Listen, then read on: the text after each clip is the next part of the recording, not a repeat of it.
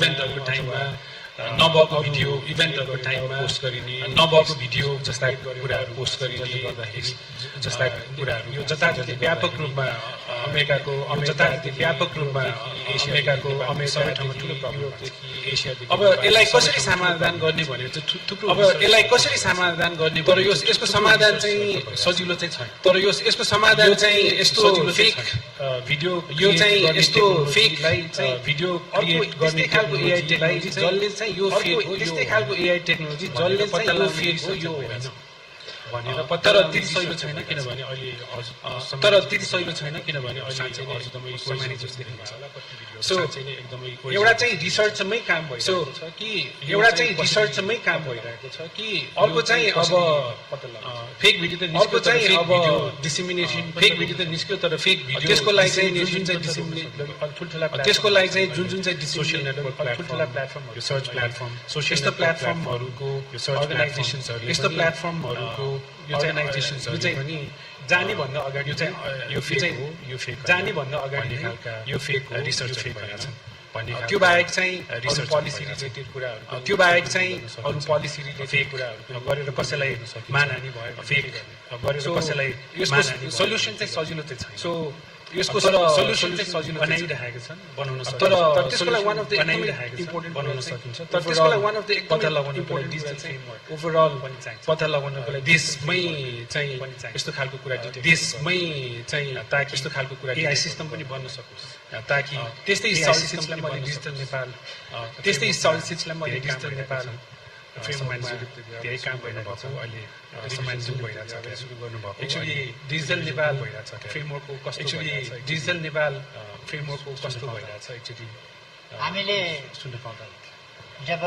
हामीले साइन्सले कम्प्युटर विकास गर्दै गयौँ साइन्सले तीव्र विकास 60 को दशक त्यसपछि 80 को दशक 60 को दशक त्यसपछि 2090 को दशक 2010 को दशक 2000 र यसले 2010 आजको एआई को रूपमा विकास थालेपछि आजको एआई को रूपमा प्रिलिमिनरी थालेपछि कम्प्युटरिङबाट प्रिलिमिनरी अलिकति जेनरल कम्प्युटरिङबाट तर्फ जेनरल कम्प्युटरिङ तर्फ जेनरल एआई अब यसले तर्फ गयो अझ स्मार्ट अब यसले बढी अझ स्मार्ट स्थिति अझ बढी पनि जाने सदुपयोग गर्नुपर्छ भनेर अलिक सजग नै सदुपयोग गर्नुपर्छ भनेर अलिक सजग नै अब नेपाललाई डिजिटल नेपाल बनाउनुपर्छ अब नेपाललाई डिजिटल नेपाल भनेको यो डिजिटल नेपाल खाली यो मोबाइलमा मात्रै काम हुन्छ भन्ने खाली यो मोबाइलमा मात्रै काम हुन्छ भन्ने कुरा त गाडीमा पुग्दाखेरि टाढैबाट गाडीमा पुग्दाखेरि टाढैबाट त्यसलाई ढोका खोल्न सकिन्छ अथवा त्यसलाई लक बढाउन टाढैबाट घरमा जाँदाखेरि त्यसलाई लक बढाउन टाढैबाट घरमा जाँदाखेरि अफिसमा हाजिर गर्दाखेरि लक बढाउन टाढैबाट अफिसमा हाजिर मान्छे देखा पर्यो त्यसबाट गर्छ त्यसबाट गर्छ सिग्नेचर चिन्छ अनिवार्य चिन्छ त्यसबाट चिन्छ त्यो सिग्नेचर चिन्छ त्यसबाट गर्छ कम्प्लेन्ट चिन्छ त्यसबाट गर्छ यो खालको भएपछि हामीले जीवनलाई एकदम सहज सरल बनाउनका लागि हो साइन्सको काम र टेक्नोलोजी सहज सरल बनाउनका लागि हो जीवनलाई सहज सरल सुविधा जीवनलाई सहज सरल र यसलाई बाँड्नका लागि सुविधायुक्त बनाउन त्यसकारण हामीले यसलाई बाँड्नका लागि यसलाई सदुपयोग गर्ने उद्देश्यले यसलाई देशको विकास उपयोग गर्ने उद्देश्यले हामीले देशको विकासमा सहयोगी हुने एआई र डेभलपमेन्ट सिभिल सोसाइटी एआई र एउटा सिभिलाइज सोसाइटी आई र यस्ता विषयहरूमा सिभिलाइज सोसाइटी पर्ने नै छ यस्ता विषयहरूमा पनि छलफल त गर्नुपर्ने नै छ एआईलाई हामीले अब त्यस हिसाबले केही खतराका पक्षहरू देख्दा पनि हाम्रा पक्षहरू त खतराका पक्षहरू देख्दा पनि हाम्रा पक्षहरू खतराको पक्ष भनेको हाम्रो सेकेन्डरी कुरा हो त्यो माइनस खतराको पक्ष भनेको सेकेन्डरी कुरा हो त्यो माइनसले अघि त्यसलाई मेरो विचारमा तीनटा कुराबाट नै समाधान गर्ने हो एउटा तीनटा साइन्टिस्टहरूको इन्जिनियरहरूको एउटा यसमा रिसर्च साइन्टिस्टहरूको इन्जिनियरहरू गर्ने हो यसमा चेक एन्ड ब्यालेन्स गर्ने र फेकलाई नियन्त्रण गर्ने हो यसको चेक एन्ड ब्यालेन्स गर्ने र अर्को कुरा भनेको आम जनतालाई सचेत अर्को कुरा मान्छेको दिमागबाट आम जनतालाई सचेत यो उपयोगिता यसको पनि मान्छेको दिमागले बनायो यो उपयोगिता यसको पनि मान्छेका दिमागले नै बनाइरहेका छ त्यसका खराब पक्षहरू पनि मान्छेका दिमागले नै बनाइरहेका छ अर्को चाहिँ त्यसका त्यसलाई मान्छेले लिगल कानुनी अर्को चाहिँ नीतिगत व्यवस्थाहरू गरेर लिगल नियन्त्रण गर्ने नीतिगत व्यवस्थाहरू गरेर पनि त्यसलाई नियन्त्रण गर्ने अब हामीले चाहिँ यतातिर भन्दा अहिले बढी सोचेको त्यो खतरा पनि छँदैछ तर यति बेला हामी एकदम डेभलपमेन्टको तिर्खाबाट ग्रस्त छौँ हामीलाई डेभलपमेन्ट चाहिन्छ। त्यसकारण डेभलपमेन्टका लागि हामीले यो डिजिटल नेपालको कन्सेप्ट अगाडि सार्यौं कि सँगै नेपाललाई डिजिटल नेपाल प्रधानमन्त्री हुँदाखेरि। त्यसकारण मैले आफू प्रधानमन्त्री हुँदाखेरि फाइबर सबै ठाउँमा पुर्याउने, इन्टरनेट सबै जिल्लामा फाइबर सबै ठाउँमा पुर्याउने, इन्टरनेट सबै जिल्लामा पुर्याउने यस खालको पनि छ कामहरूलाई अगाडि बढाएर डिजिटल नेपाल सँगै डिजिटल नेपालको डिजिटल नेपालसँगै अगाडि कसरी बढाउने नेपालको डेभलप कसरी गर्ने, अगाडि कसरी बढाउने पाल्ने सन्दर्भमा हामीले त्यसको डिजिटल नेपाल कसरी बनाउने त्यो पनि त्यसको फ्रेमवर्क के अब बीचमा अलिकति त्यो पनि ल्याक गर्यो। अब बीचमा अलिकति त्यसलाई अब गति दिने पक्षमा हामी छौँ। त्यसलाई अब गति दिँदाखेरि हामी छौँ र त्यो गति दिँदाखेरि स्ट्राटेजी एआई स्ट्राटेजी एक त एआईको पोजिटिभ डेभलपमेन्ट कसरी एआई को पोजिटिभ डेभलप अरूले डेभलप गर्ने मात्रै हामीले प्रयोग गर्नुपर्छ भन्ने छैन। अरूले डेभलप गर्ने पनि एआईले प्रयोग गर्नुपर्छ भन्ने डेभलप गर्ने, हामीले पनि एआई डेभलप गर्ने, त्यसको विस्तार कसरी गर्ने, त्यो जनजीवनका लागि त्यसको विस्तार कसरी बनाउने, सबैका लागि भित्रको विषय कसरी बनाउने, सबैको पहुँच भित्रको विषय कसरी लाने, त्यस तरह एजुकेसनलाई कसरी लाने, एआई फर डेभलपमेन्ट, एआई फर डेभलपमेन्ट, त्यसपछि एआई मुख्य कुरा मान्छेको सुविधा, त्यसपछि एआई मान्छेको सुविधा, एआई फर र एआई फर त्यो गर्न सकारात्मक कुराहरूका लागि र अहिले गर्न हामीले खोजेको एआईको स्ट्राटेजिक प्लान चाहिँ हामी लगायतका विषयहरू तयार गर्ने प्लान र एआई लगायतका विषयहरू तयार गर्ने र एआई सम्बन्धी नेपालका लागि एआई के हो र कसरी हामी नेपालका लागि गर्नुपर्छ भन्ने कसरी हामी प्रयोग गर्छौँ, कसरी गर्नुपर्छ भन्ने राष्ट्रिय नीति यो कुराहरू निर्माणको स्ट्राटेजी यो कुरा डिजिटल अब एआईको लागि सबैभन्दा पहिला डिजिटल अब एआईको लागि डेटाको प्लेटफर्महरू जुन डेटाको एक्सेस डेटाको प्लेटफर्महरू जुन बनाउनलाई त्यसले गर्दाखेरि मेरो फ्रेमवर्कले अवश्य डिजिटल त्यसले गर्दाखेरि मेरो विचारमा अवश्य त्यसमा चाहिँ एआई थप्दै गयो भने डिजिटल नेपाल त्यसमा चाहिँ एआई थप्दै गयो भने digital Nepal digital Nepal with AI digital Nepal with AI त्यो गरियो भने अब डिजिटल नेपाल त्यो गरियो भने अब डिजिटल नेपाल हेल्थ केयरको कुरा health care with AI digital Nepal with AI चाहिँ हेल्थ केयर विथ एआई भन्दाखेरि नेपालका डिफ्रेन्ट एआई चाहिँ हेल्थ केयरमा जोड्न सक्छ। नेपालका डिफ्रेन्ट अब यहाँको विचारमा यो शिक्षाको यहाँको विचारमा स्वास्थ्यको क्षेत्र भयो, स्वास्थ्यको क्षेत्र भयो, यस्तै कुन क्षेत्रमा एआईको यी क्षेत्रहरूको विकासका लागि एआईको यी क्षेत्रहरूको विकासका लागि एआईको नेपालले के गर्नुपर्छ भन्ने एउटा नेपालले के गर्नुपर्छ भन्ने एउटा नेपालका लागि तपाईँको प्रेस्क्रिप्सन के छ? नेपालका लागि तपाईँले प्रेस्क्रिप्सन के छ?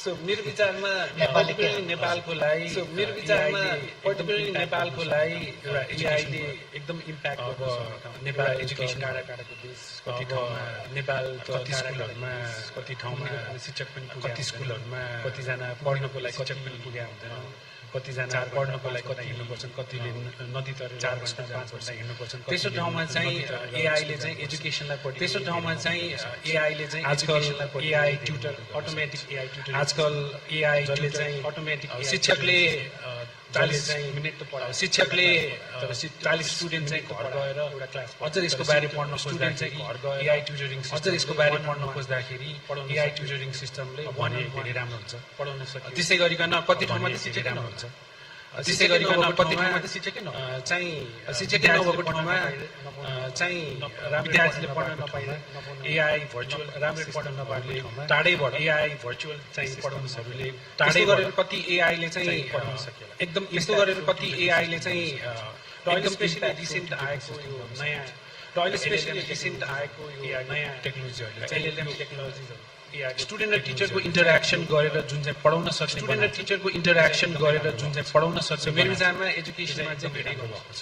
सो मेरो विचारमा यस्तै गरिकन हेल्थ केयर नेपालमा त्यस्तै गरिकन हेल्थ केयर धेरै नेपालमा मदत गर्न सकिन्छ को लागि पनि अब धेरै भने जस्तै मदत गाउँघरमा डक्टर अघि भने जस्तै कतिजना बिरामी हुँदा डक्टर नपुग्ला, कतिजनालाई बिरामी हुँदाखेरि तुरुन्तै डक्टर कतिजनालाई बिरामी हुँदाखेरि तुरुन्तै डक्टर औषधि खाने पनि थाहा एक्सेस नहुँदाखेरि त्यस्तो बेलामा औषधि खाने पनि थाहा चाहिँ त्यस्तो बेलामा गाउँघरमा चाहिँ डेटा पुगेको आजकल त त्यस्तो बेलामा एपमा चाहिँ डेटा पुगेको छ, त्यस्तो बेलामा एपमा चाहिँ हेरेर के भन्छ इन्टरेक्टिभ एआई सिस्टमसँग आफ्नो सिम्पटम्सहरू इन्टरेक्टिभ एआई सिस्टमसँग आफ्नो सिम्पटम्सहरू राखेर दुखेको छ मलाई चाहिँ 102 जोडाको सिस्टमले तपाईँलाई टाइफाइड भयो होला भनेर भन्यो सिस्टमले तपाईँलाई टाइफाइड पानी खान नपुग्यो होला अरू कुनै खालको प्रिस्क्रिप्सन पानी खान नपुग्यो होला ताकि डक्टर जहाँ जहाँ नपुगेछ त्यहाँ ताकि डक्टर जहाँ जहाँ नपुगेछ सो यस्तो कति कुराहरू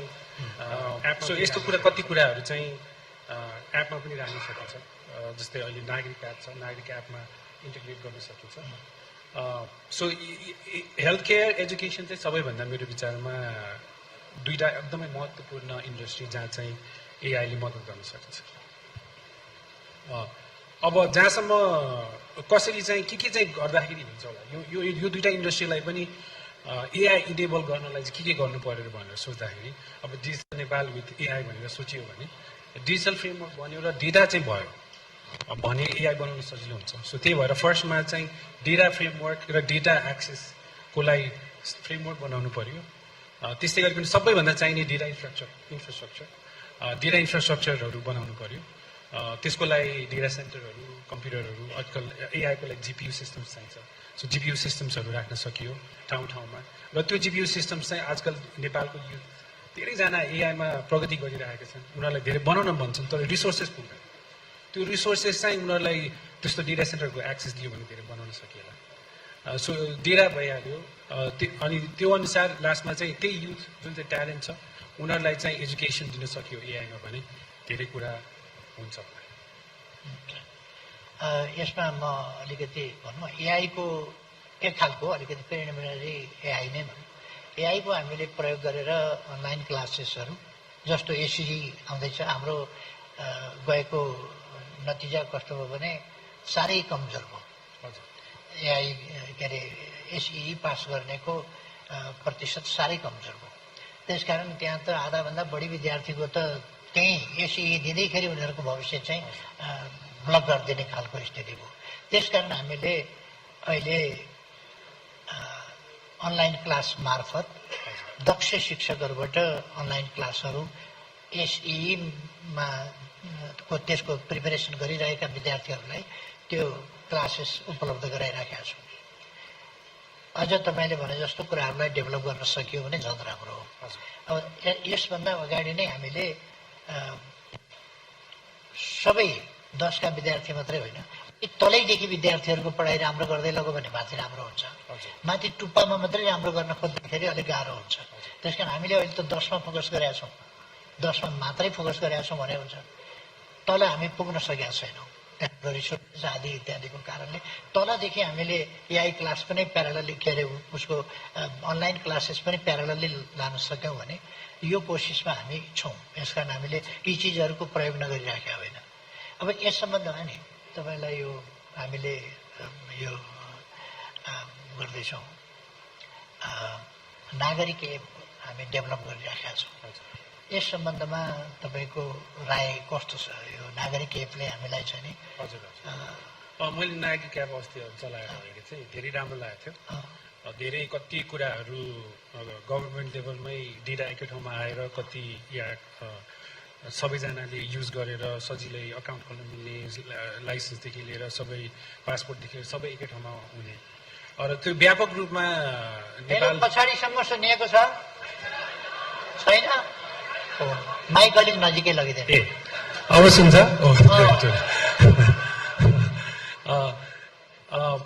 सो नेपालभरि व्यापक रूपमा माइक चाहिँ नजिकै नेपालभर व्यापक रूपमा एप युज भयो भने त्यसमा चाहिँ एआई इन्टिग्रेट गरेर धेरै कुरा गर्न सकिन्छ अब जस्तै अघि भने जस्तै नागरिक एपमा गाउँ गाउँमा चाहिँ डक्टर भएन र आफूलाई एकदम अलिअलि ज्वरो आएछ र पेट दुखेछ भने मलाई कस्तो खालको लाग्यो हुनसक्छ प्रेसक्रिप्सन डक्टर औषधि नै नखाए पनि डक्टर जान कति हतार छ कि छैन पत्ता लगाउनको लागि नागरिक एपमा हेल्थ केयरको च्याटबट डायलग सिस्टम राखियो भने धेरैले युज गरेर त्यसको युज पाएर कतिजनाको त ज्यान पनि बस्ला सो मेरो विचारमा त्यो एप चाहिँ देशभरि धेरै युज भयो भने त्यस्ता प्रकारका एआई सिस्टमहरू थुप्रै एड गर्नु मिल्छ हेल्थ केयरकै भयो एजुकेसनकै भयो त्यो जसले गर्दाखेरि नेपालमा मेरो विचारमा एआईले एकैचोटि गाउँमा पर्टिकुलरली चाहिँ सडनली बच्चादेखि माथिसम्मै एजुकेसन र हेल्थ केयरको लागि पर्टिकुलरली चाँडै नै समाधानहरू पाउन सक्छौँ। अब अर्को प्रश्न चाहिँ मैले के गर्नु खोजेको छु यहाँलाई भने हामी अलिक पछाडि नै छौँ, तर हाम्रो एम्बिसन चाहिँ निकै हाई छ। हजुर। अथवा नेपाललाई एआई एजुकेसनको हब कसरी बनाउन सकिन्छ र रिसोर्सफुल कसरी बनाउन सकिन्छ, हाम्रो बनाउने इच्छा छ। हजुर। यो सम्भव देख्नुहुन्छ कि देख्नुहुन्न, र हामी अलिक मेहनत गऱ्यौँ भने सम्भव छ भन्ने ठानिराखेका छौँ र त्यस्तो बनाउन चाहिरहेका छौँ। हजुर। र यो फेरि ढिलो डेभलप हुने एउटा प्रोसेस, इभोल्युसनको थ्योरीबाट जाने चिज होइन। यो एआई भनेको चाहिँ रिभोल्युसनरी थ्योरीबाट जाने हो। इभोल्युसनको ग्रेजुअल डेभलपमेन्ट होइन कि यो चाहिँ रिभोल्युसनरी थ्योरीबाट जान्छ। त्यसकारण यो हामी चाहिँ एआई एजुकेसन हब र रिसोर्स पुलको रूपमा चाहिँ यो नेपालमा यो डेभलप गरौँ भन्ने हाम्रो इच्छा, हाम्रो महत्त्वाकांक्षा भनौँ। यो तपाईँ कतिको सम्भव देख्नुहुन्छ र यस सम्बन्धी तपाईँको प्रतिक्रिया के छ? एकदम सम्भव देख्छु। अब यो एआई ट्यालेन्ट नेपालमा डेभलप गरेर नेपाललाई चाहिँ वर्ल्ड म्यापमा नेपाललाई ल्याउन सकिन्छ भन्ने मलाई पुरा विश्वास छ। यही क्रममा चाहिँ 7 वर्ष अगाडिदेखि नै हामीले चाहिँ फ्युज मिसन चाहिँ एआई फेलोसिप भनेर जुन रन गरिरहेछौँ, त्यसमा थुप्रो स्टुडेन्टहरूले भाग लिइरहेछन्। र त्यसको जेनेसिस सुरु पनि कसरी भएको थियो भने म कोलम्बिया युनिभर्सिटीमा पढाएको 12 वर्ष भयो। अनि मैले एकचोटि चाहिँ अब कोलम्बियामा पढाएको कोर्स यहाँ पढाउँदा कस्तो हुन्छ त, र विद्यार्थीहरू कति केपेबल छन् त भनेर यहाँ ल्याएर पढाएँ। र पहिलो क्लासमा नै के देख्यो भने नेपालका सबै विद्यार्थीहरू वर्ल्ड कम्पिटिसन लेभलमा केही कमी छैन, उत्तिकै स्किल्स छ, सिर्फ अलिकति रिसोर्सेस, अलिकति एजुकेसन चाहिन्छ। र त्यो गरेर फर्स्ट ब्याचमै यति राम्रो देखेपछि हामी त्यहाँदेखि फेलोसिप ट्रेनिङ गऱ्यौँ र अहिले थुप्रो विद्यार्थीहरू पढिरहेछ। सो त्यसबाट के देखिन्छ भने हामी सानो कम्पनीले यसरी गर्दाखेरि त कतिजना ट्यालेन्ट डेभलप हुन्छन् भने सरकारको लेभलमा चाहिँ एजुकेसन व्यापक रूपमा, एआई एजुकेसन व्यापक रूपमा गाउँको कुना कुनामा पुर्याउन सकियो भने विद्यार्थीहरू केपेबल छन्, उनीहरूलाई सिर्फ मौका चाहिएको छ। र त्यो मौका दिन सकियो र त्यो कस्तो खालको पोलिसीहरू बनाइयो अथवा एप बनाइयो र कन्टेन्ट बनाएर दिन सकियो भनेर त सोच्नै पर्यो। तर त्यो बनाइयो भने चाहिँ मेरो विचारमा एजुकेसन, एआई एजुकेसनले चाहिँ नेपालको ट्यालेन्ट चाहिँ वर्ल्ड मार्केटमा इक्वली कम्पिटिटिभ चाहिँ जरुरी बनाउन सक्छ र नेपाललाई चाहिँ एआई हब वर्ल्डमै चिन्ने गरिकन एआई हब चाहिँ मेरो विचारमा बनाउन सकिन्छ। अर्थात् नेपालको यङ जेनेरेसन, न्यू जेनेरेसनले अपर्च्युनिटी पायो र उसले छानेको विधामा अपर्च्युनिटी पायो पढ्नु भने सबै विधामा त उत्तिकै सबै कम्पिटेन्ट त हुँदैनन्। ट्यालेन्ट सी कुनै सेक्टरमा हुन्छ, त्यो उसको ट्यालेन्ट सीको हामीले चाहिँ पहिचान गर्न सक्यौँ र ट्यालेन्ट सीको क्षेत्रमा अपर्च्युनिटी दिन सक्यौँ भनेदेखि नेपालको यङ जेनेरेसन कमजोर चाहिँ छैन। उसको कम्पिटिसन छ, उनीहरू कम्पिटेन्सी छ, उनीहरू ट्यालेन्ट छन् र उनीहरूले ग्लोबल कम्पिटिसनमा जान नसक्ने भन्ने कुरा छैन। छँदै छ, त्यही हो। हजुर, त्यही हो।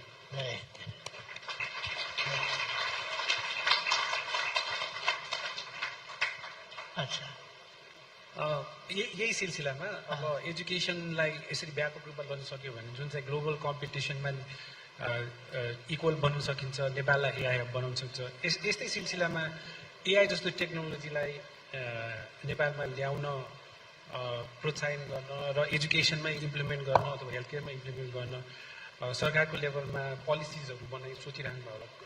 तपाईँ हजुर सम्मानीयज्यूले कस्ता एजुकेसन, हेल्थ केयरको अथवा पर्टिकुलरली एआई एजुकेसनलाई नेपालमा हब बनाउनलाई, पोलिसीहरूलाई प्रोत्साहन दिनलाई के गर्न सकिन्छ होला? हामी अहिलेको अवस्थामा त प्रयास गरिराखेका छौँ। जस्तो मैले भने, अब हामी नयाँ पिँढीलाई पढ्न सजिलो होस् भनेर साइन्स, इङ्ग्लिस, म्याथ यस्ता विषयहरू, अप्सनल म्याथ यस्ता विषयहरूमा अहिले एसईबाट हामीले टार्गेट गरेर उनीहरू फेल नहुन् भनेर अहिले सुरु गरेका छौँ। यसै वर्षदेखि नतिजामा उल्लेख्य भिन्नता ल्याउने हिसाबले हाम्रो प्रयास अगाडि बढाएको छ। यो नयाँ पिँढीलाई हतोत्साहित हुन नदिने, उनीहरूको उत्साह, उनीहरूको मोरल बुस्टअप गर्ने, उनीहरूको मोरल हाई राख्ने, उनीहरूको आत्मविश्वास त्यो बढाउने र उनीहरूलाई के कस्तो हुन सक्छ सुविधाहरू यसका निम्ति दिँदै जाने। तर के छ हाम्रो भने अब अलिकति हाम्रो इच्छा र आवश्यकता एकातिर छ, हाम्रो सामर्थ्य अर्कातिर छ। त्यसकारण यो दुईटालाई मिलाउनका लागि हामीले सामर्थ्य वृद्धि गर्नु छ। हाम्रो इच्छा आकांक्षा घटाउने होइन, सामर्थ्य वृद्धि गर्नु छ।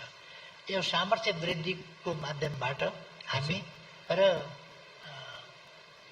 के साधन स्रोतहरूलाई प्रयोग गर्न सकिन्छ त्यो प्रयोग गरेर नेपाललाई एजुकेसन एआई एजुकेसन हब बनाउने र रिसर्च पुल बनाउने यस ढङ्गको हाम्रो सोचलाई हामीले अगाडि बढाएका छौँ। हजुर, त्यो सरकार लेभलमा एआई एजुकेसनलाई त्यसरी नै बढायो भने त मेरो विचारमा छिट्टै नै नेपाल चाहिँ एआई एजुकेसनको लागि हब बनिन्छ, नेपाल चाहिँ एआईको लागि ठुलो हब बन्न सकिन्छ होला। हामी अर्गनाइजेसनल ढङ्गले यसका निम्ति एउटा छुट्टै एआईको विकास डेभलपमेन्ट हामीले खास गरेर एआईमा कसरी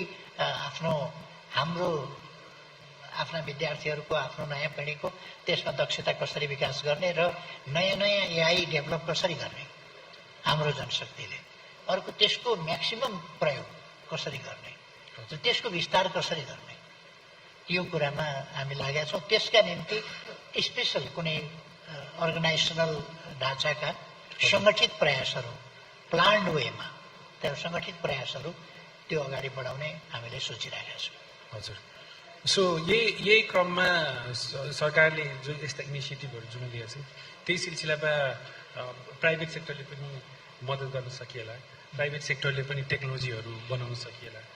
सम्मानीज्यूको विचारमा प्राइभेट सेक्टरले पनि के जस्तो कुराहरू चाहिँ गर्न सक्ला सरकारसँग मिलेर अथवा डेटा प्लेटफर्महरू बनाएर के कस्तो खालको चाहिँ प्राइभेट सेक्टरले गर्न सकिएला ताकि यो जुन चाहिँ प्रयत्न गरिएको छ त्यो चाहिँ सफल होस्। हामीले विकास र अर्थतन्त्रका लागि प्राइभेट सेक्टरलाई एउटा पिलर मानेका छौँ, एउटा अग्रणी।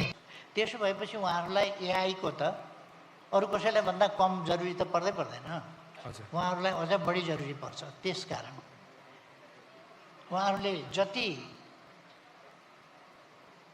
टेक्नोलोजीको बढी प्रयोग गर्न सक्नुभयो, जति त्यसमा डेभलप्ड टेक्नोलोजीको एआईको जति प्रयोग गर्न सक्नुभयो त्यति उहाँहरूको प्रोडक्सन कस्ट घट्छ, त्यति म्यानुफ्याक्चर्ड गुड्स क्वालिटीका निस्किन्छन्। सबै चिजमा उहाँहरूलाई चाहिँ त्यसको डिजाइनदेखि अनेक कुराहरूमा त्यसले त ग्लोबल फेनामेनाको चिजहरूलाई समाउँछ नि त। त्यसकारण उहाँहरूलाई एकदम सजिलो हुन्छ। अब मेरो सुझाव के छ भने प्राइभेट सेक्टरले अरूले बनाएको रेडिमेड चिजहरूको प्रयोग गर्ने मात्रै होइन, जुन चिज उहाँहरू प्रयोग गर्नुहुन्छ त्यसको निर्माणका लागि पनि उहाँहरूको ध्यान जानु पर्छ, जसले गर्दाखेरि इम्पोर्टेड वस्तुको त सधैँ तिरिरहनुपर्छ। यो एआई जस्तो मोबाइल सेट किनेर हुँदैन नि, सेट किन्न एकातिर पैसा लाग्छ, डेटा किन्न अर्कातिर पैसा लाग्छ, कुरा गरौँ अर्कातिर पैसा लाग्छ, एसएमएस गरौँ अर्कातिर पैसा लाग्छ, छोयो कि पैसा लाग्छ। यो कुराबाट हामी आफैले कतिपय डेभलप गऱ्यौँ भने अन्यत्र पठाउनु पनि परेन, पैसा पनि अन्यत्र पठाउनु परेन। अर्को कुरा त्यति महँगो पनि परेन, हरेक कुरालाई हामी सस्तो बनाउन सक्छौँ। यहाँ त 10 स्टेपमा नाफा खाइया हुन्छ, यहाँ आइपुग्दा त्यो कुरा त 1 स्टेपमा मात्रै नाफा खान्छ नि त। त्यसो गर्दाखेरि 9 स्टेपको मुनाफा चाहिँ सस्तो पर्न जान्छ। त्यसर्थ प्राइभेट सेक्टर र गभर्मेन्ट सबै मिलेर, सिभिल सोसाइटी, प्राइभेट सेक्टर भन्दा खालि इन्डस्ट्रियलिस्ट मात्रै होइन, सिटिजनहरू सबै मिलेर यस क्षेत्रलाई पनि विकास गर्नुपर्छ भन्ने मलाई लाग्छ। हजुर,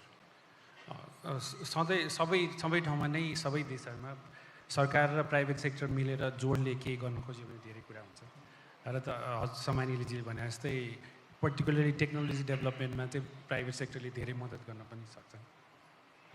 अब टुङ्ग्याउँ त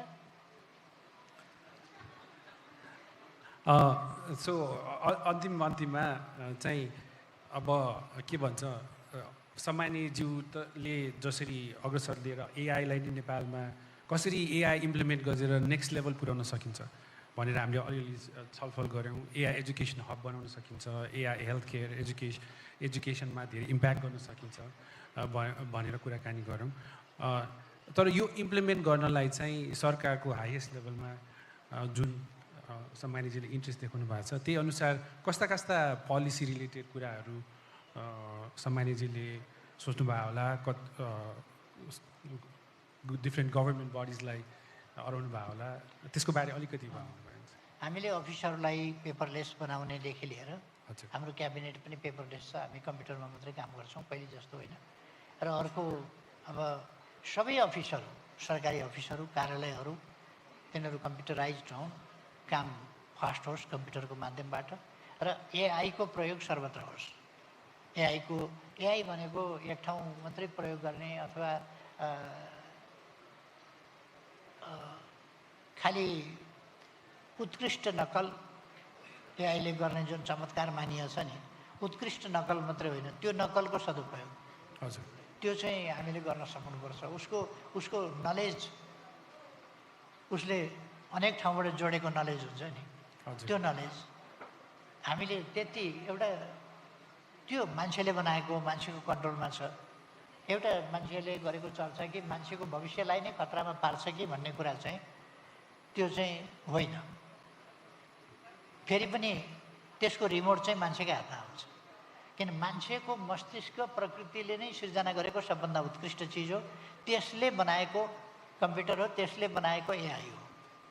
त्यसकारण एआई मान्छेको मस्तिष्कभन्दा अगाडि जान्छ भन्ने होइन, तर यति हो त्यसमा चाहिँ करोडौँ इन्फर्मेसन सङ्कलित गरेर त्यो करोडौँ इन्फर्मेसनको एकचोटि उसले प्रयोग गर्न सक्छ। तर त्यो पनि कपी गराइ नै हो।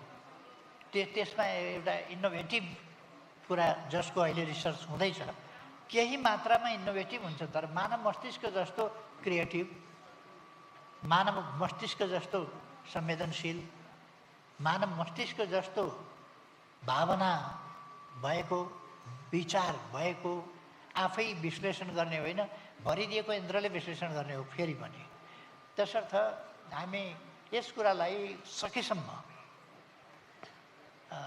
मैले अघि नै भने, केही अर्गनाइजेसनल यसका निम्ति स्ट्राटेजिक प्लानदेखि लिएर यसको प्लानिङका कुरा, यस सम्बन्धी नेसनल पोलिसी के हो, AI Nepals AI national policy के हुनसक्छ जस्ता कुराहरूको माध्यमबाट हामी अगाडि बढ्छौँ र यसको सदुपयोग गर्छौँ विकासका लागि, समाजलाई सुविधाको लागि, अग्रगमनका लागि। हजुर, नेसनल एआई पोलिसी बनियो भने त यो वर्ल्डको लागि नै इक्जाम्पल भइन्छ, किनभने थुप्रो गभर्मेन्टहरूले अहिले एआई पोलिसी सोचिरहेछन् र जुन सरकारले अहिले नेसनल एआई पोलिसी बनाउनलाई अघि बढेर लागेको छ, एउटा पोइन्टमा गएर बन्यो, र जसले गर्दाखेरि data privacy, AI misuse, AI कुन चाहिँ सेक्टरहरूमा कसरी अप्लाई गर्नु भन्ने बनियो भने त अहिले कति देशले बनाउन खोजिरहेछन्। नेपालले चाँडो बन्यो भने त संसारको लागि नै एकदम राम्रो इक्जाम्पल हुन्छ। धन्यवाद, हामी त्यस सोचमा छौँ। हजुर, हस्, सम्मानीजी यहाँ आइदिनु भएकोमा र यसरी एआईको बारे चासो देखाएर हाइएस्ट लेभलमा चाहिँ पोलिसीदेखि लिएर कसरी एआई चाहिँ नेपालको लागि युज गर्न सकिन्छ र नेपाललाई चाहिँ विकासको लागि एआई कसरी चाहिँ प्रयोग गर्न सकिन्छ भनेर जुन लाग्नु भएको छ, त्यसको लागि हामी सबैजना आभारी छौँ। सम्मानीजीलाई धेरै धेरै धन्यवाद। धेरै धेरै धन्यवाद छ यहाँ दुवैजनालाई। तपाईँहरूले आर्टिफिसियल इन्टेलिजेन्स र रोबोटिक्सको सम्बन्धमा जुन इन्टरनेसनल कन्फरेन्स गर्नुभएको छ, र खास गरी युवासङ्घ नेपालले यसमा इनिसिएसन लिएको छ, युवासङ्घ नेपाललाई म धेरै धेरै धन्यवाद भन्न चाहन्छु। र रोबोटिक्स र एआईसँग सम्बन्धित साथीहरू जो अत्यन्त उत्साहित हुनुहुन्छ, यसलाई अगाडि बढाउने कुरामा सबैलाई धन्यवाद भन्न चाहन्छु। र देश विदेशबाट, विभिन्न देशबाट जो साथीहरू आउनुभएको छ यसमा पार्टिसिपेट गर्नका लागि र आफ्ना एक्सपिरियन्सहरू सेयर गर्नका लागि म सबैलाई धेरै धेरै स्वागत पनि भन्न चाहन्छु र धन्यवाद पनि भन्न चाहन्छु। Thank you. मैले एउटा सानो अनुरोध गर्न चाहे हामीसँग प्रमुख अतिथिज्यू सम्माननीय प्रधानमन्त्रीजी हुनुहुन्छ त हाम्रो विशेष अतिथि all the way from China आउनु भएको छ for the first time in Nepal cyber dog आउनु भएको छ आज हाम्रो यस प्राङ्गणमा सो यो साइबर डगलाई म स्टेजमा निम्ति आउन चाहन्छु can we have the cyber dog on stage please र युनिट्री रोबोट्स चाइनाको यो this AI quadruped robot dog is one of the most advanced Unitree masterpiece so far with easy-to-use AI controlling technology. र यसले walk पनि गर्छ, dance पनि गर्छ. Can we have the cyber dog on stage, please?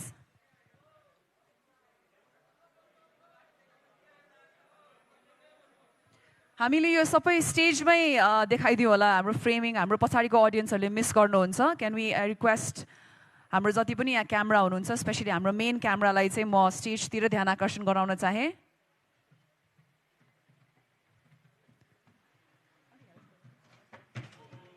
Sorry, I think someone will help. Someone has to help the cyber dog.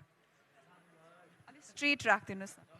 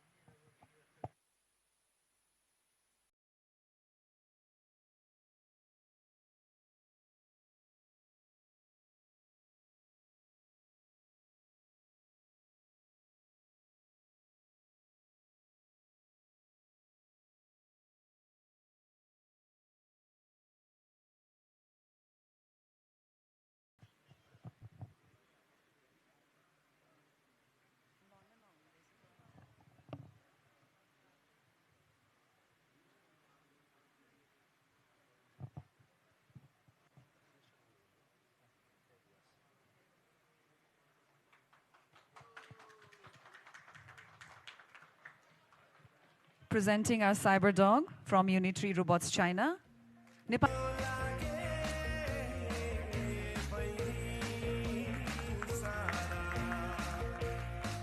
Introduced in Nepal by Robotics Association. धेरै धेरै धन्यवाद.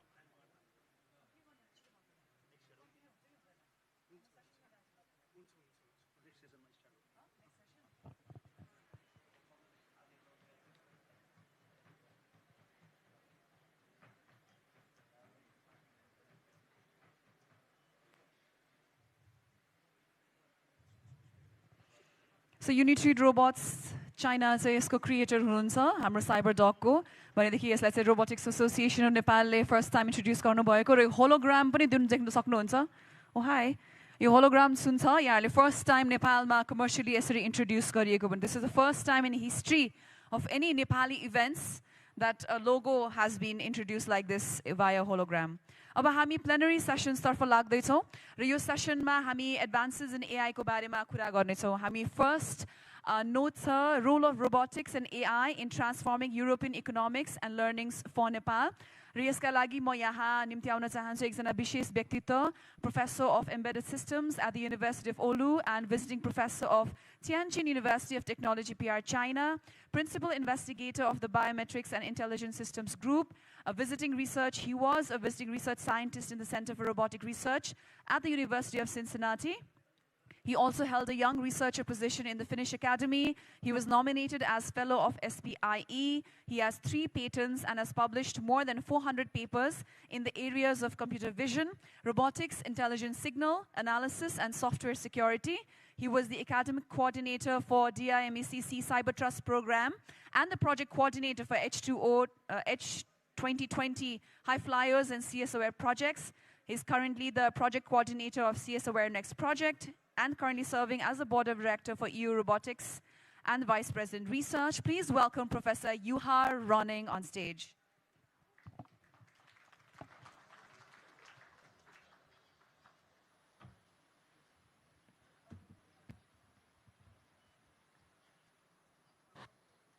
Can I use my own computer or? I think it has been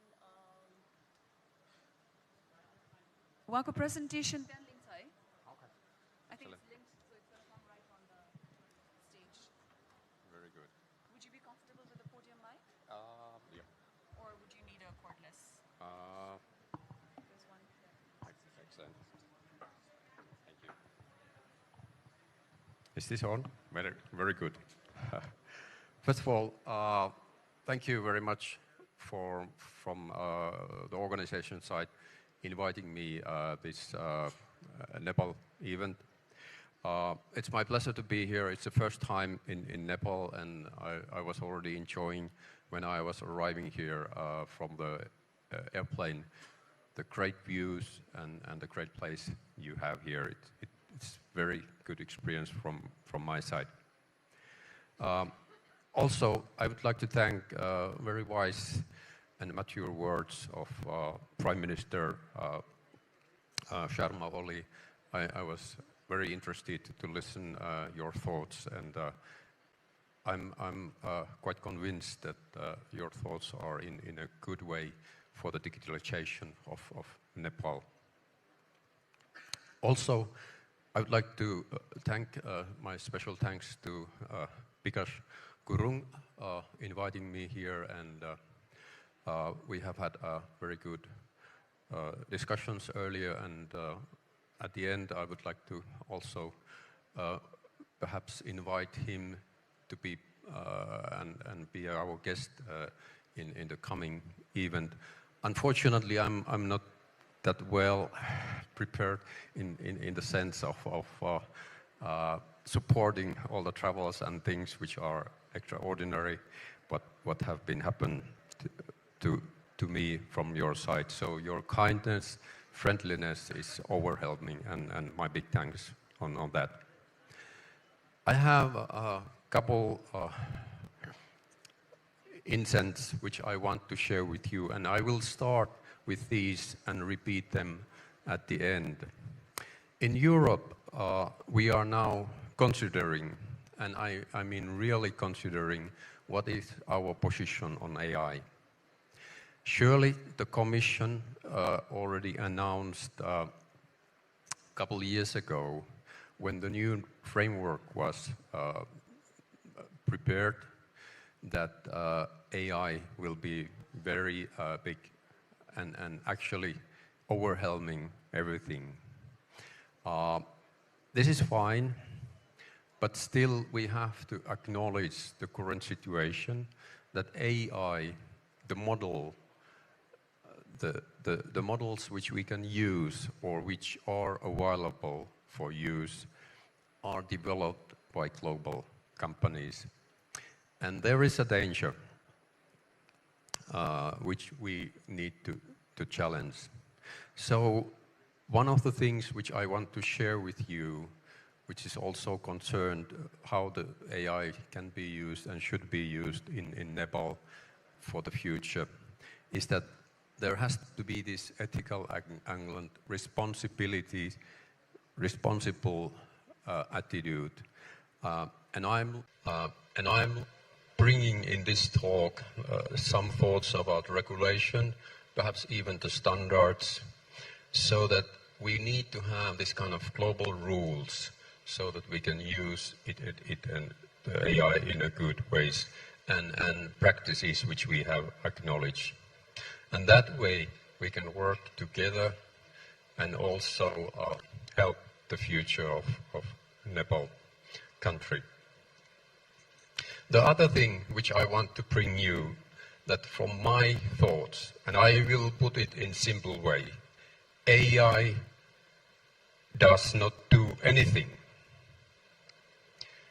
AI is good tool, but to make it as a good tool, you have to understand where you are applying it. Therefore, all the youngsters, listen carefully. You have to learn your stuff. You have to be expertise on your area. And then, and only then, you can use AI in a good way. So that you understand what it is proposing. It's very good tool, wonderful tool, but you have to have your knowledge to use it in a good ways. Those are the two things which I would want to share you with this talk. But then I'm EU Robotics, so I'm there as a vice president on research, and with this capacity, I'll first introduce what kind of association we are. So we are the largest network of robotics and business in Europe, 250 member organizations, so we don't accept individual members. We have been existing 20 years and been able to create a strong connection between research organization, industry, and wider ecosystem. The engine, how we work, is the grassroots groups which are covering robotic-related themes, including perception, mechatronics, AI, cognition, and etc. That way, we have been able to harness all the expertise which we have in Europe. We manage also a range of European scale events and regular meetings. And we need to collaborate in European level. So we have very strong links to European and national policymakers.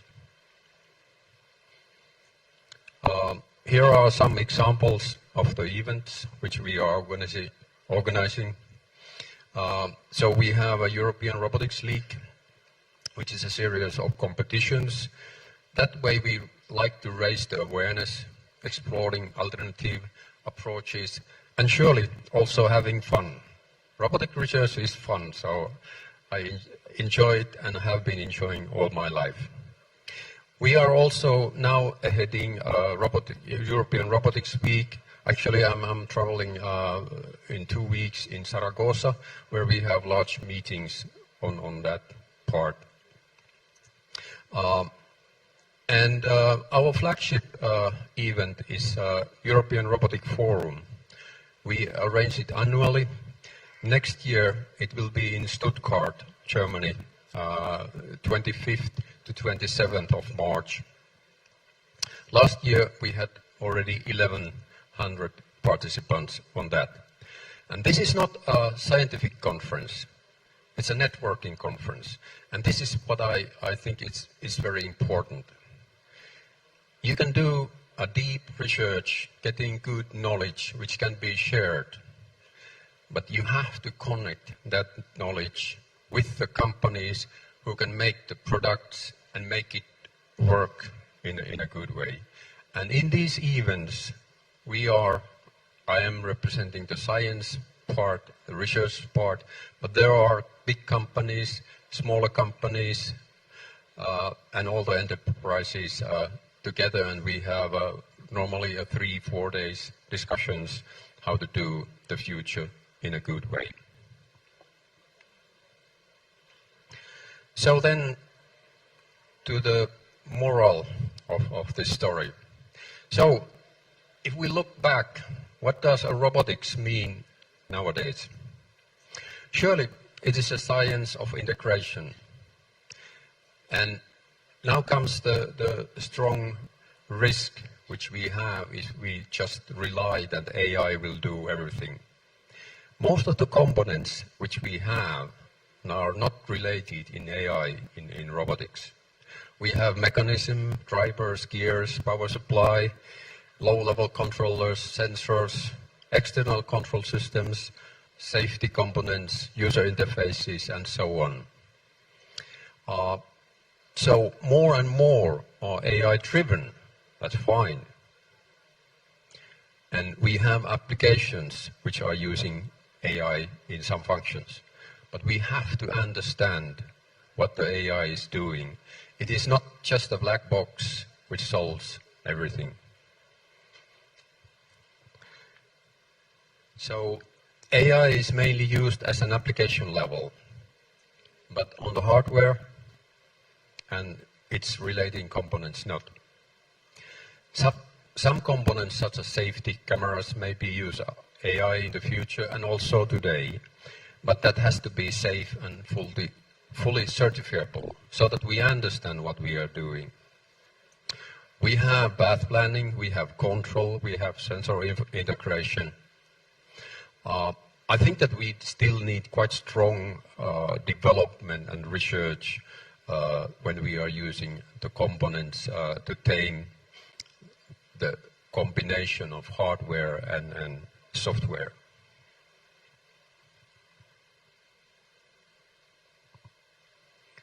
So, what is ongoing now, and what are the challenges on robotics? And now I am talking with European voice. We, as what I am representing, are saying that AI is made in Europe. And when it is made in Europe, it is made for robotics. So, from my point of view, the modern systems and software architectures are far away from plug and play. We create programs, and quite often they have mistakes, flaws, errors, bugs, and that can cause a lot of problem.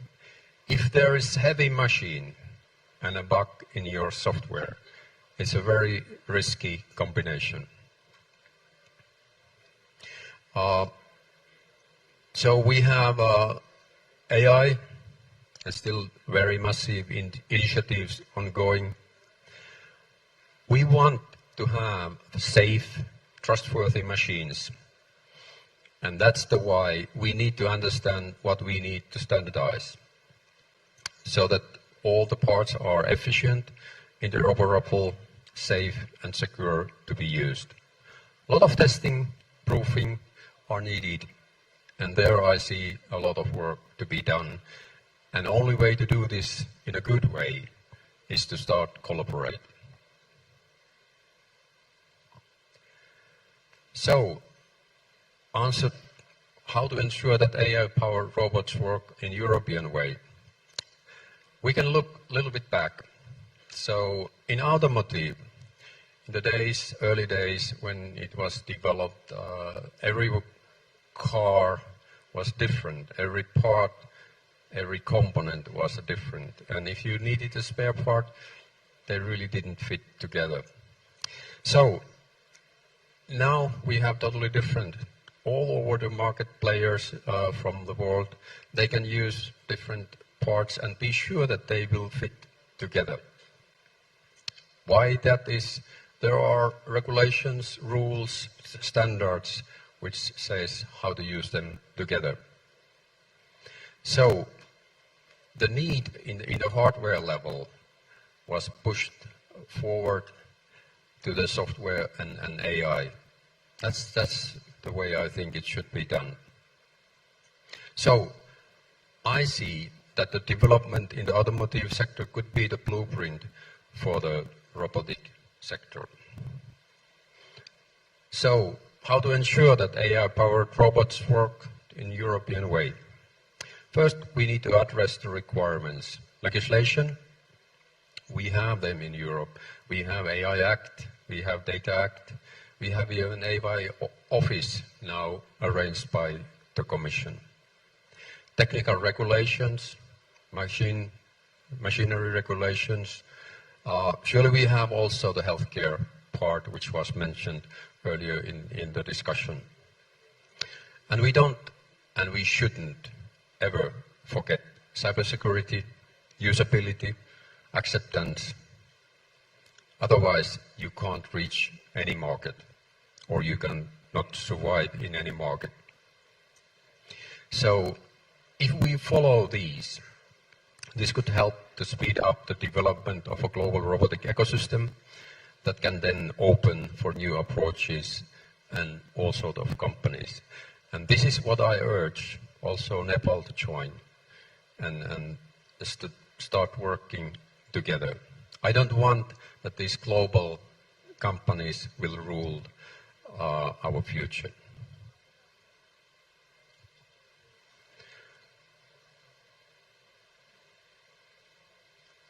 So what is needed in the future? From technical side, there are many AI technologies which are not yet ready to deal with the real world. So I think that significant research is needed to ensure that AI can be used in that context.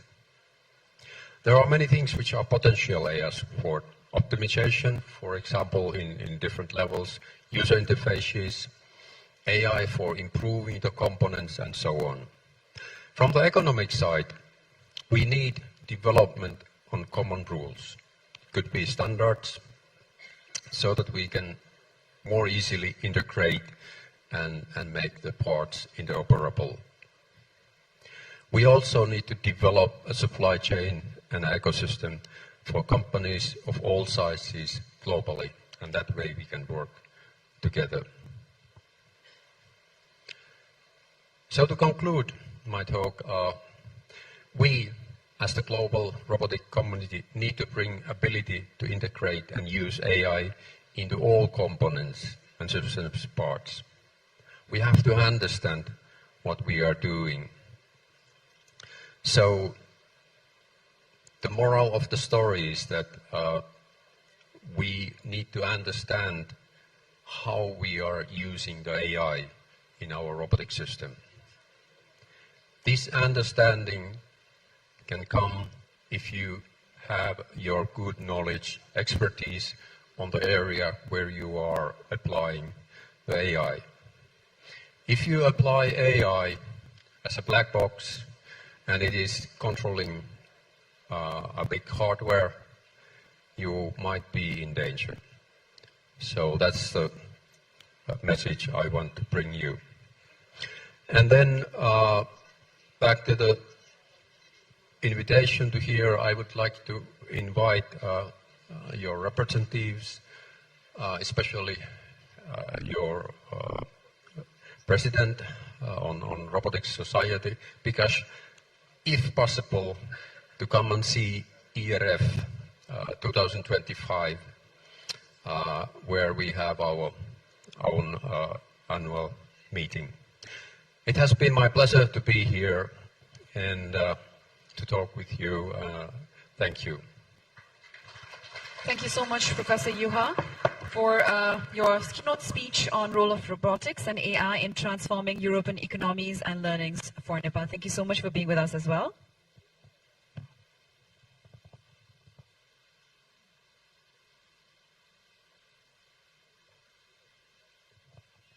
अब हामी लाग्दैछौँ अर्को keynote speaker तर्फ and the topic is Robotics and AI for Global Prosperity and Industry Automation. र यसका लागि म यहाँ the director of the JC STEM Lab of Robotics for Soft Materials, Chair Professor of Robotic Systems, University of Hong Kong, बाट speaker हुनुहुन्छ. He received the BS, MS and PhD degrees from the Tokyo Institute of Technology and worked at Denso Company Limited. After serving as a research associate at Tokyo Institute of Technology and associate professor at Nagoya University, he joined Tohoku University as a professor. He served as distinguished professor of Tohoku University and also joined the University of Hong Kong as chair professor. He served as science advisor, Research Promotion Bureau, Ministry of Education, Culture, Sports, Science and Technology, Japan, senior program officer, JSPS, and selected fellow, Center for Research and Development Strategy, JST. He is a IEEE Life Fellow, JSME Fellow, SICE Fellow, RSJ Fellow, JSAE Fellow, and a member of Engineering of Academy Japan. He received the Medal of Honor, medal with purple ribbon from the government of Japan in 2018. It's an honor to have with us the IEEE 2020 Vice President for Technical Activities Professor of Robotics System, University of Hong Kong. Please welcome Professor Kazuhiro Kosuge.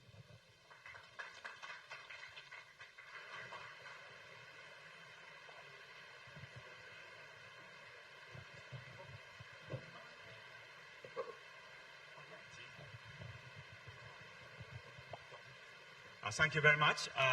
It's my great honor and pleasure to be here to give a talk about robotics and AI for global prosperity and industry automation. Okay, I hope clicker works. I was expecting to operate my PC here, but they don't have a clicker. Okay, let me start with the AI and the robotics. Okay, sometimes AI and the robotics is told as science and systems, right? Science is curiosity-driven. Whenever we do some scientific research, we do that because we are interested in that. Science is curiosity-driven. Systems are goal-driven and designed and created for specific services by integrating different technologies, hardware and software. So these two, science and the systems, are completely different, but AI and the robotics has both, characters. Especially robotic systems, as the previous speaker you have mentioned, have a physical interaction with the environment. We have a body, robot has a body, robot has a physical interaction with the environment. So that is a more important part when we are talking about robotics. And another one, very important thing is that we have no reason to develop an AI and robotic system if the system has no societal values. Okay, since we are going to artificially create some system, it has to be good for human being. So that is a message I would like to say at the beginning. And when I was, many years ago, about 15 years ago, when I was working with the Japan Science Technology Agency, I had an opportunity to chair one workshop in which we are talking about how the societal robotics research at the time is related to the societal value. I asked them, what is the societal value? But they say that for individuals, quality of life. For communities, industrial competitiveness. For the globe, global issues. So we discussed how the robotics foundations, AI is the same, could contribute to society through many examples.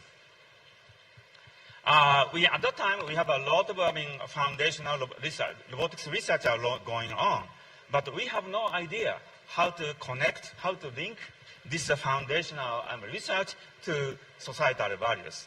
After a lot of discussions, we came to the conclusion that robotics can provide services, and through the service, the robotics technology, robotics research can contribute to the societal value.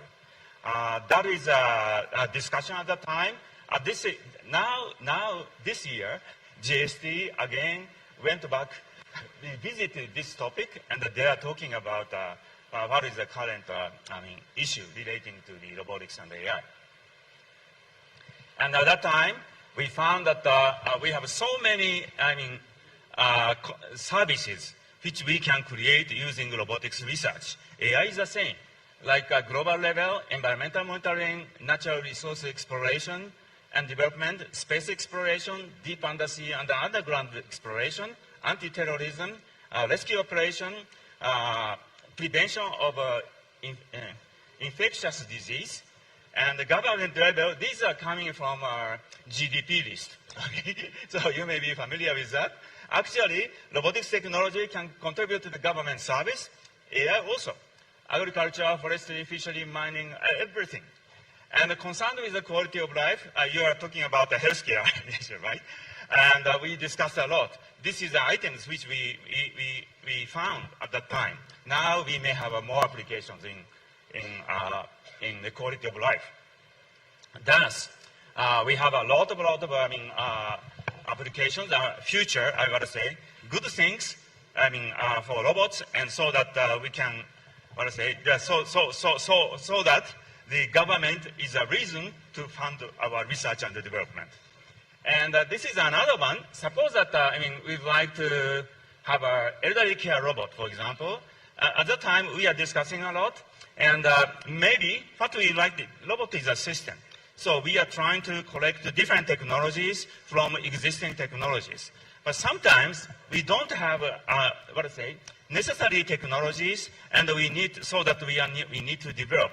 Or sometimes existing technology may not be enough, so that we have to do research to enhance the existing technologies. In addition to that, we need some technology which is specific in this field. By through those research results, we can create a robotics research. Another more important item is that whenever we develop a new system, it has to be sustainable as a business. Otherwise, just research and development and curiosity-driven research are carried out. So sustainability as a business is also very important. So I also, of course, when I was young, I'm interested in a lot of things. I saw that a robot can do something for human being. And we developed such a naive systems which can carry a large and heavy object together with humans. But sooner or later, we found that some simple tasks which could not be done by a human, humans could be done with assistive robot helpers. But unfortunately, general tasks could not be done easily, even with the assistive robot systems, because the robot does not know how to collaborate with a human. Okay?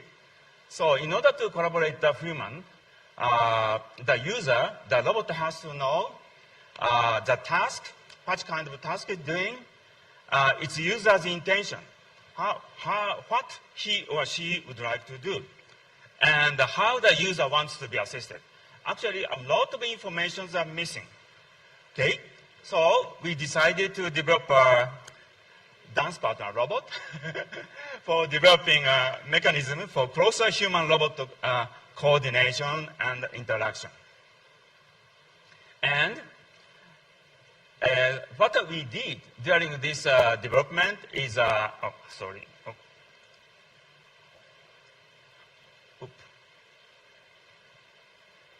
So the key technology is how to read its partner's lead. This is a kind of a human's intention, right? Estimation was the issue. So we developed a robot. I hope it works. And we had a demonstration in Aichi Expo. It's 2005. Long time ago. Okay. So this was taken by the older video. The resolution is not so good. But this is a female dance partner robot. I couldn't dance by myself. In ballroom dance, male dancer leads the dance. So female dancer lead, it's male dancer's lead. So that is a technology which we developed.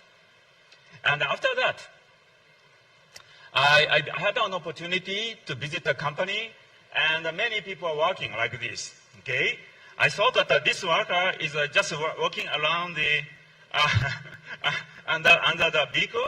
So I found that maybe we can, if a robot could provide a worker with necessary parts and tools, when he or she needs them, the worker could concentrate on the necessary and the disassembly task. So we decided to develop a robot called Paddy, And a party is a robot which delivers necessary parts and tools to a worker when he or she needs them, to reduce the worker's load, to improve the efficiency of the work, to prevent mistakes of the work. And again, similar to the previous case, in order to help the worker, the robot has to know the task, the worker's intention, including the worker's behavior, and how the worker wants to be assisted, and so on. A lot of information is needed. Eventually, we developed a prototype system, and we bravely brought it into the actual factory, car factory.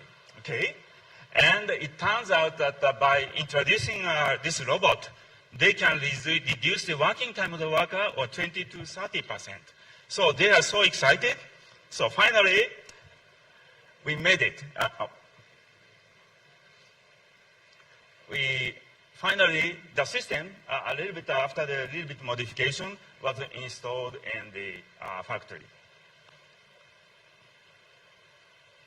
This is a sensor which detects a worker's position, and the robot now we change the control algorithm so that the worker can work more smoothly.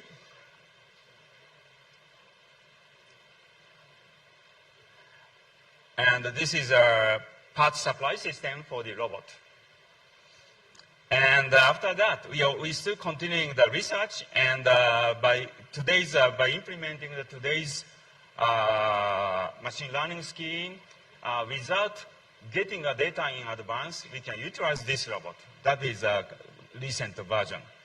So, I would like to explain what I am doing now, what I'm interested in, what I'm doing now.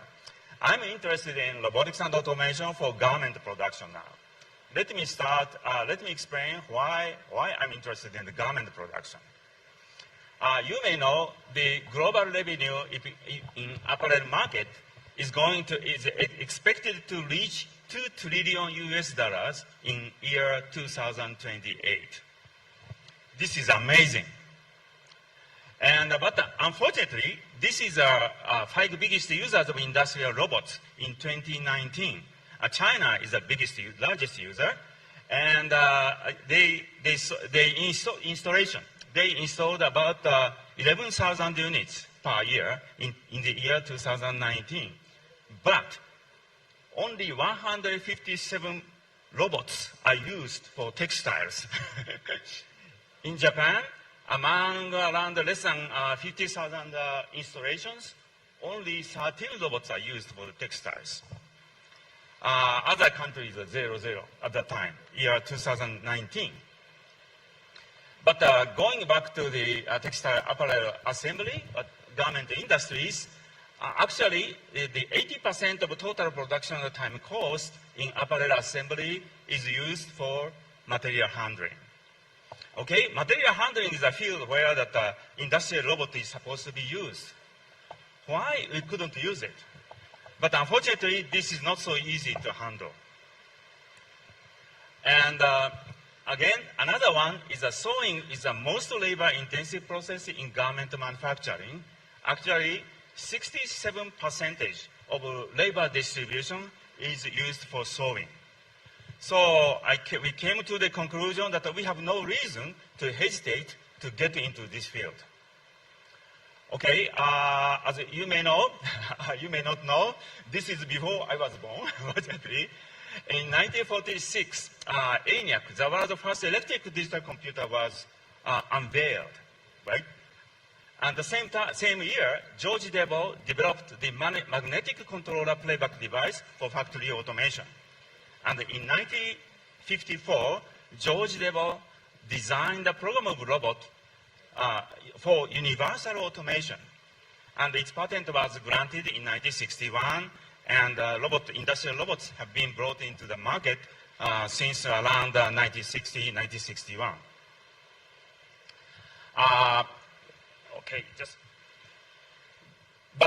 This time, this is original idea is a programmable robot for universal automation. So he carefully designed a robot. You can Google the original patent. And that is to control the object of some rigid object position and orientation by programming the motion of the robot. But if you'd like to control the fabric, for example, fabric shape is not fixed.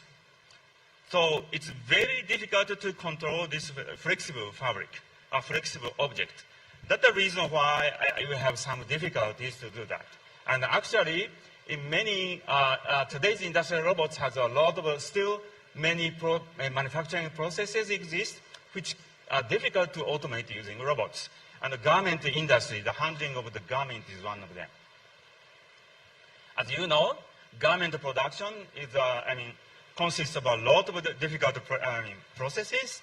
And of course, in 1980s and 1990s, in UK, there are several works carried out regarding the, how to automate the garment production. And some of the concepts have been utilized in the semi-automated garment production robot system in these days. Okay, so the next one is I'm going to show you what kind of result we have done so far. Most recent version. For, as I mentioned, usually in the garment production process, several layers of fabric are cut together. So we need to separate it one by one. So for that purpose, we developed a very simple system. This is a passive actuator-less gripper. We call it PAL gripper. Is a passive actuator-less means no actuator is installed inside. So the relative motion between the finger and this housing causes a motion of close and open of the fabric. And we can pick up one by one from the stack of the fabric. Okay. Next one is another one. Sometimes we need to precisely position the fabric. Like this is a collar part, and this is the interlining, usually used for the collar. So in this case, we designed different types of, and you may feel that this is easy, but okay, if I'm picking up the top fabric, several fabrics are stuck together. So the robot has to know where is the first topmost fabric is located. So for vision system, we are using AI scheme. And okay, concerned with sewing, this is a sewing system currently used in many manufacturers, many factories. This is called a pattern sewer. So in order to sew the flexible fabric, they have to, using a template, they make it solid.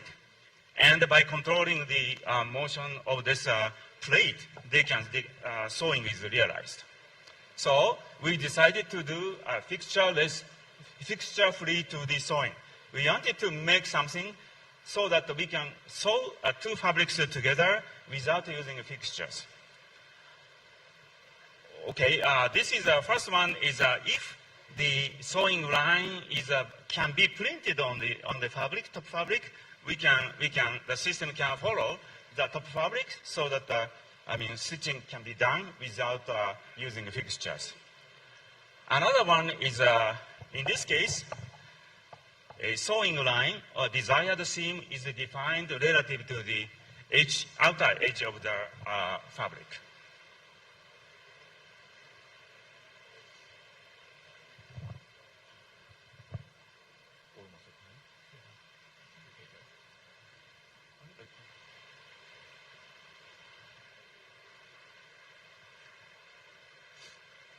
So in this case, we are just using only the head of the sewing machine. First, next one is more interesting. Looks like we designed something for the existing sewing system, and this is unpublished, most recent results. You will see. Of course, we have a vision system, we have a robot system in coordination, and through which we can sew two pieces of fabric together. Actually, this is a color part, and so that okay. Yeah, my PhD student recently developed this one, so I thought one more slide and one more videos. I hope it will be more interesting. This is for 2D sewing. Another one is a 3D sewing. Sometimes we'd like to create 3D shape, right? The 3D shape can be created by sewing upper fabric and lower fabric along a different sewing line. This is a conceptual model, and this is really good. Let's see. Now, this is real time, so no speed up. This is no fake. This is real. And actually, this is a kind of a fabric of the car seat. And you will see that I would like to fast forward, but I couldn't operate my computer, so it takes a bit time, sorry. Because this machine doesn't have an automatic thread cutting system, so we have to do that. So this is the most recent version of our fixture-free 3D sewing. Okay, conclusion. Current AI cannot provide a complete solution for robots for real-world challenges, of course. Current robot hardware does not provide sufficient dexterity for real-world challenges. But what is important, as the previous speaker mentioned, AI is a valuable tool for robot applications that address real-world challenges that traditional methods cannot solve. I'm sure that the AI will enable the difficult task of handling the soft materials, in this case fabrics, for future garment manufacturing automation. Thank you very much for your kind attention. Thank you very much.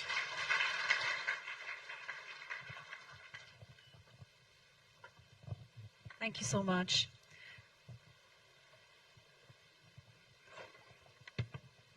हामीसँग अझै एकजना keynote speaker त हुनुहुन्छ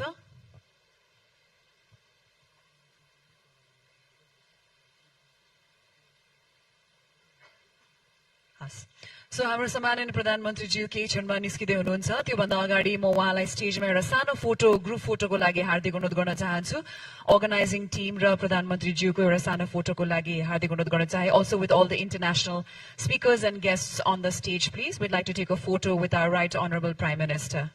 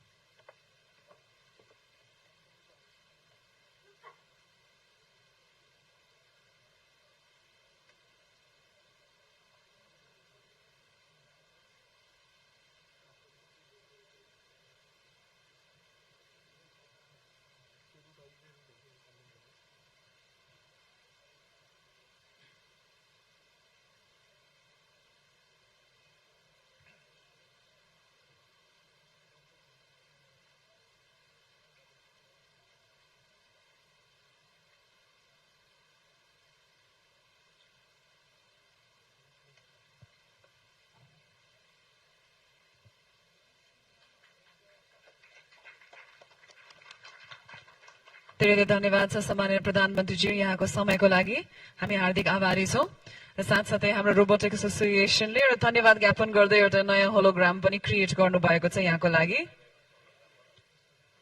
Did you change the hologram?